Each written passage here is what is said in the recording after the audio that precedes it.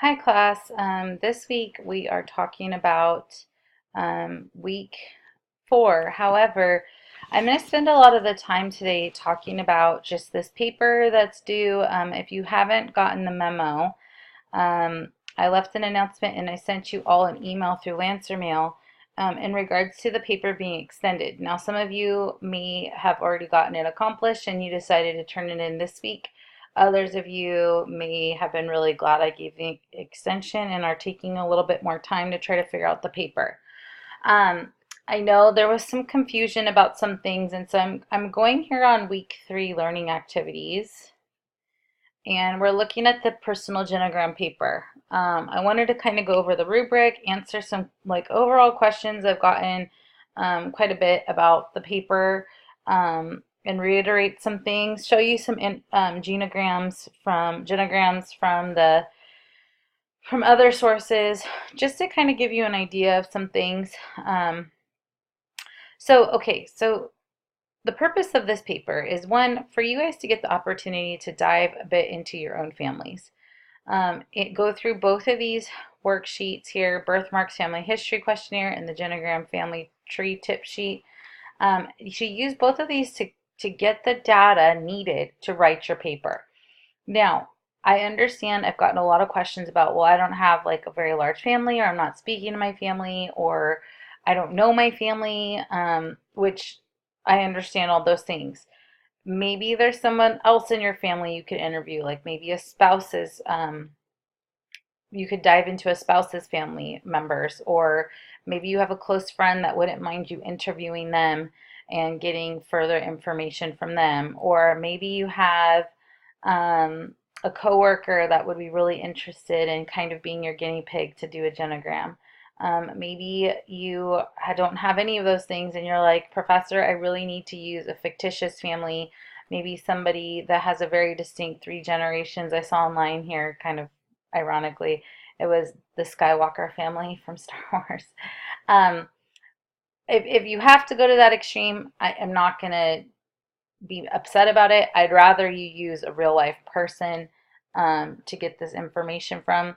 Now, based on your readings, hopefully that you've gotten to, the purpose of the genogram is to see different family dynamics that are going on. If I'm looking at our text here, let's see.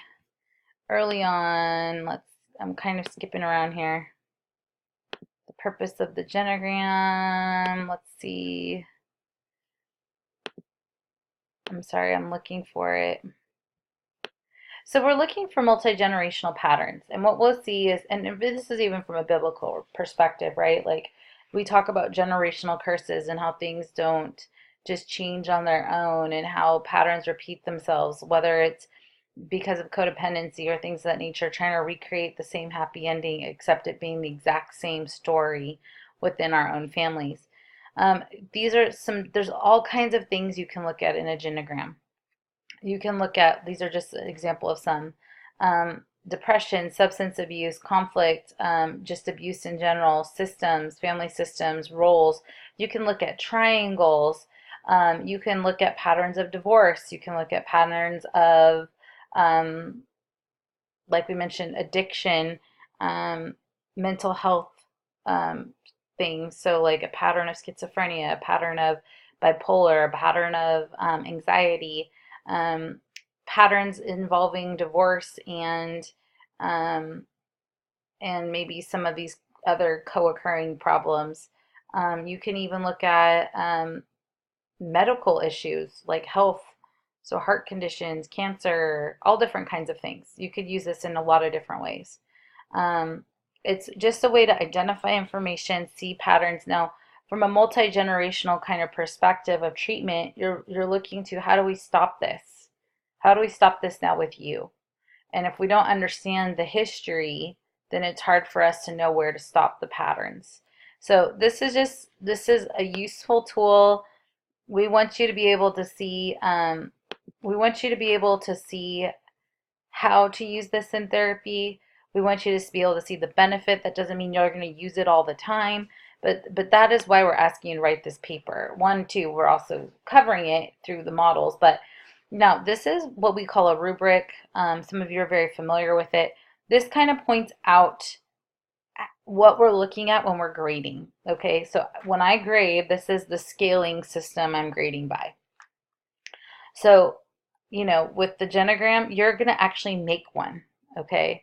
Now, some of that can be tricky. I've told students if you decide to draw it out, that is fine. You're just going to have to figure out a way to scan it and upload it with your paper. Okay. Others of you are savvy enough and you can do it on the computer. I don't know if I would have been that savvy if I were you, but you can figure it out, or maybe you uploaded a program where you can do it yourself using the program where it's already kind of configured for you. That's fine too. But that's a big part of your paper is your actual genogram. Um, and then again, we just want to make sure that you're formatting it correctly and things of that nature. You can also include your birthmark family history questionnaire in the appendix section just to show that you filled it out and you used it. And then we just want to see how you can apply some of our theory that we've learned to what you've gathered from your information in the 10-page paper. So the 10-page paper is going into detail of all the information hopefully you discovered about your family, maybe somebody else's family, a coworker's family, etc. We're wanting you to then dive in and dissect it. Okay. I know that feels like maybe a lot of pages based on what exactly am I doing? I know I've had a couple people being like, so what are the points of the paper? And I think it's kind of subjective because what you're going to discover in everyone's family is different. So, that's why there's some vagueness, because you might discover certain things in your family and somebody else may discover other things. And so what you're pointing to might be different. Your experiences are going to be different. And so that's why it's not so just cut and dry, other than the fact that we need you to actually draw a genogram. We need you to, get this data, and we need you to try to write as much as you can based on what you discover. Okay. So this rubric may help you a bit. Again, it's still not as maybe specific as some other rubrics at other times in the course, but I think it can be a bit of a guide for you. Okay. And remember, if you're using any of your textbooks and things, to make sure you cite everything. We always work from an APA model, so make sure your paper is APA. And again, if you have any other questions this week, please don't hesitate to ask. I gave the extension because I just got a lot of questions. I think people were kind of not realizing all of it that was needing to be due, and I just don't want you guys to stress out. So here's an example. Oh, right here. This is the one I wanted. So this is a website here. It's called genogramanalytics.com. And these are some symbols that you may see in genograms. Okay, male, female, pretty basic, right? You have different boxes to show someone's homosexual, transgender, deceased, age at death, birth, death, age, birth and age, deceased, like I mentioned, male, female, different boxes, a pet, professional, institution. Okay, couple relationships. Okay, so we have regular box right here, or not one, but a line. This line is the standard line. So that would be married. This is the dotted line, living together, married and then separated, back together after separation. I mean, you can make your genograms as simple or as complicated as you want it to be. There could be this many dynamics in your family, and that's totally fine. But it's just, you can mark all this kind of stuff. You even got a secret affair right here, right? A liaison. So these are different types. Now, child types. So we have foster, adopted, daughter, son, miscarriage, pregnancy, unknown, identical twins, fraternal twins, all these kinds of different systems. Now, okay, so these are things to look at when you're looking at a family. All these different lines mean different things. So we have positive, close, distant, close, hostile, focused on, sexual abuse, fuse, hostile, cut off, physical abuse, focused on negatively, cut off directed, cut off repaired, emotional abuse, spiritual connection, administrative caretaker, part-time caretaker, administrative caretaker, all these different things. Okay, now if we look at examples, so here's one, right? So we have some hostile relationships, we have some closeness, we have some focused on, right? I forgot what the squiggly line meant. Oh, here's one. Okay, so emotional abuse. So we see the emotional abuse, no emotional abuse, but we see the hostility in the relationship. What's interesting in this one, I noticed, okay, so the father and daughter are close here. Father and daughter are close here, which is kind of interesting because it's like separate. These are people who are married, um, which is kind of interesting, who then produce these two children. Um, we can see, so potentially there's a triangular relationship, right? We see the triangle. So these two are close, these two are not, these ones are not. There's emotional abuse between mother and father. Um, and then, of course, the children have hostile relationship. We have someone that was a caretaker for somebody else. Um, and then here we have a lot of mental health issues. So this is a whole other way of kind of breaking things down. We have occupational things, depression. We see depression over here. So a lot of things to look at, and with this, they have the age of the person, but also showing that the person is deceased, um, which is interesting. So a lot of things. Let's see. I wanted to show you guys. Triangles. Okay, so here's the triangles. We talk about triangles where it's kind of like two people are aligned and one person is not. This happens a lot in family dynamics. Something to be mindful of. And something that we look to kind of change, right? As we're trying to shift the system. So here we have close. So father, daughter, close, right? This is kind of the same family. Father, daughter, close. Then we have there's a distance between the daughter and the mother. Okay. Then we see over here, we see father, I'm sorry, we see a close relationship between Lynn, right here, and Joe and Sarah, but then Sarah and mom have a distance relationship. Okay, so there's a conflict here. So he's kind of the middle person. And here we're seeing some health things, hypertension, cancer, hypertension. And we're looking at different degrees, financial things, where they lived. I mean, there's a lot of stuff being covered in this one. This is Emily's genogram that we looked at earlier, just more in depthly. So these are just different examples of things. There's not necessarily a perfect way. Like I said, every family's going to look different. Every system's going to look different. That's part of this process, and that this is part of your discovery that you're making. But I'm just letting you know, here's a couple different ones to look at. Like I mentioned to you, kind of in a comical way here. Here is the Star Wars genogram. Yeah, I didn't even realize all of these people were part of the history, but hey. So we got some adoptive parents right here, we have Luke Skywalker, Leia, all the issues in relationships by some of these dotted lines. We're talking about a divorce that may have happened. The Force and Skywalker's Anakin Skywalker's mom created Anakin. So anyways, just here's another example of a genogram.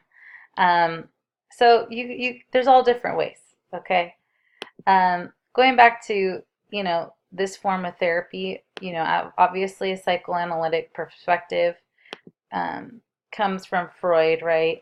Bowen bases a lot of his theories, obviously, from this area. It's the nature of being human than about being families or family therapy. Therapy involves increasing the client's awareness of how current behavior is connected to the multi-generational process, which I think, again, like looking at it from a biblical perspective, if we look at the sins of the father, they say they trickle over into the son, right? And so we see generational curses, and some of that is because of patterns that are not changed, right? They just keep going through. Um, so the client has to want to change, has to recognize this, um, the need to be together and the need to be separate, is something that is addressed in this form of therapy. Um, and differentiated people are better able to handle ups and downs of intimacy. So if I'm able to be separated, not in a sense of like we just don't want enmeshment, right? But we're also not looking for disengaged. We're looking for a healthy balance. If I'm able to find that healthy balance, then I might be able to work in a more autonomous way where I can handle conflict. I can maybe make appropriate boundaries, things of that nature. Not that we don't want families to be connected. I think there's just an appropriate way to be connected versus overly connected or not connected at all. It's trying to find that balance. Um, so we're looking at emotional dynamics, both the therapist and the client. We use the genogram in this form of therapy, which you're going to be again working on still. Which hopefully maybe some of this might be helpful for you as you're navigating this.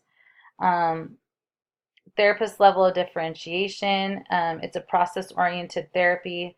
Does not emphasize techniques and interventions and uses insight and therapeutic relationship to increase clients' level of differentiation. So really relies on that to be formed, for the client to see themselves in a certain way. Not a lot of pressure on the techniques and interventions, although techniques and interventions are used. So the emotional being of the therapist, the level of differentiation and emotional being central to change process. Believe clients can only differentiate as much as therapist has differentiated. So the emotional engaged stance that is non-directive, therapist doesn't react to attacks without careful reflection. So so you want the separation from the other's thoughts and feelings, and it's really like creating some level of self-awareness, right? Like being able to identify what's going on in you, aside from what's going on in other people. I think our culture right now is very codependent in a lot of different ways, and so it's hard for us sometimes to separate things, or not take them so personally, because everything sometimes for certain people are so personal when really isn't personal. It's their issue or their feelings. It doesn't have to be personal. Family's emotional process viewed as an extension of cellular differentiation process. So a family lacking differentiation may become emotionally fused. So like I mentioned, the enmeshment piece. Therapist focuses on the family's unique emotional system. The system has significant impact on each person's behavior, emotions, and symptoms. I'm sorry. So again, like we're wanting to address this differentiation so that they can be individuals amidst the family. And that might help with their behavior, might help with how they interact with each other, may decrease symptomology, right? So we may not have as many behaviors and outbursts because we're breaking through different triangles or mesh pieces where a person can now be who they want to be versus being who they feel like they have to be based on family rules, unwritten rules, standards that people set. Sometimes they're not even intentional, right? They just happen. And anxiety can happen a lot when there's not differentiation. So differentiate creates a clear-headedness, allowing for reduction in reactivity and anxiety. So there's not as much of that pressure going on, then I can not have to be so stressed out about things. Um, this the anxiety when the family's not differentiated doesn't handle crisis well, loss well, conflict well, or difficulties well. And again, this is through this model, right? That doesn't mean it's, the end all be all. And I know like I'm kind of a little bit of everywhere with this just because I really wanted to focus on that genogram a little bit. I had so many questions. I'll just be posting too this week an announcement, just kind of going over what's due this week. Um, it looks like when I look at our syllabus here. So as we're looking to week 4, so one thing that's due this week obviously is your paper. That's not stated here in the syllabus because I've given an extension. So you're gonna have your paper due, and then obviously a discussion board's due, and then using some of the concepts, start getting ready for your capstone. So how are fusion and cutoff transmitted down through the generation? What roles does differentiation have in current relationships? This isn't submitted, it's just to help you start the process of thinking ahead for your capstone. So it's not, doesn't all hit you at once. Just a heads up for week 8, I do not make you guys do the discussion board week 8, and there won't be a recorded lecture week 8.